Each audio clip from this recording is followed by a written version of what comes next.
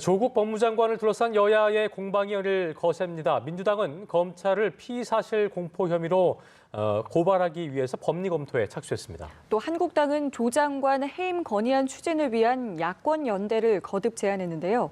국회에 나가 있는 취재기자 연결해 보겠습니다. 한지희 기자 전해주시죠.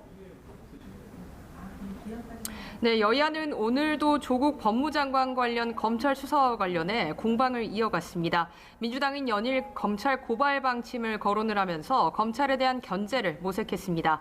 이인영 원내대표는 어제 의총에서도 전체적으로 검찰의 수사 관행과 관련한 성토가 많았다며 고발을 검토 중이지만 이 카드를 사용하지 않는 상황이 되는 것이 가장 좋을 것이라고 강조했습니다. 홍익표 수석대변인 역시 검사도 잘못하거나 범죄 행위가 있으면 처벌을 받고 책임지는 게 맞지 않냐는 차원에서 고발을 검토 중이라고 강조했습니다. 민주당은 조국 장관 인사청문회 당시 꾸려진 원내 차원의 팩트체크 태스크포스를 재가동해 조 장관 관련 각종 의혹들에 대한 가짜뉴스를 바로잡겠다는 입장입니다.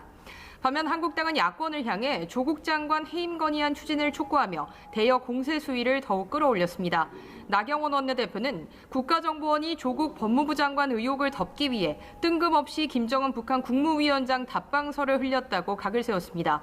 그러면서 여당의 조국 구하기가 임계점을 넘어 완전히 이성을 상실했다며 국회가 조 장관에 대한 해임 건의안을 처리해야 한다고 강조했습니다. 이어 조국 사퇴론이 새어나갈까 두려워 함구령을 내린 것은 스스로 민주적인 정당임을 부정한 것이라고 비판했습니다. 자, 그리고 다음 주부터 시작되는 국정감사를 앞두고 각 상임위원 회별 증인 채택 상황 어떻습니까?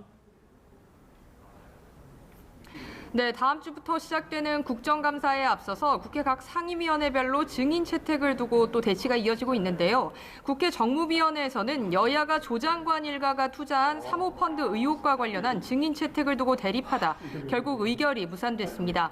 한국당과 바른미래당 정무위 의원들은 조 장관 일가의 사모펀드 의혹이 지속되고 있어 의혹 검증을 위해서는 증인 채택이 돼야 한다고 성토했지만 민주당이 정치적 의도가 있고 본질을 벗어나는 증인 채택은 받아들일 수 없다고 선을 그은 겁니다. 국회 과학기술방송통신위원회에서는 우여곡절 끝에 총 34명의 국정감사 증인 참고인 명단을 의결했습니다. 존리 구글 코리아 사장과 정기현 페이스북 코리아 대표 등의 방송통신위원회 국정감사 증인으로 채택이 됐는데요. 다만 조 장관의 수사와 관련한 실시간 검색어 조작 논란을 따지고자 한국당 측이 이해진 네이버 회장과 김범수 카카오 이사회 의장의 증인 출석을 거듭 요구하고 있어서 이 문제는 한성숙 네이버 대표, 여민수 카카오 대표의 진술 내용이 부실할 경우 추후에 논의하기로 했습니다. 조 장관과 직접적인 연관이 있는 법제사법위원회에서는 한국당이 조 장관의 부인인 정경심 교수와 조 장관의 딸, 모친, 그리고 장관 자녀 입시 부정 의혹을 따질 장영표 단국대 의대 교수 등 총 69명의 증인을 신청한 것으로 알려졌습니다. 국회가 국정감사 증인을 국감장에 부르기 위해서는 최소한 일주일 전에 소환 통보를 해야 하는 만큼 이번 주 안에 합의에 이를 수 있을지 주목됩니다. 지금까지 국회에서 연합뉴스TV 한지입니다.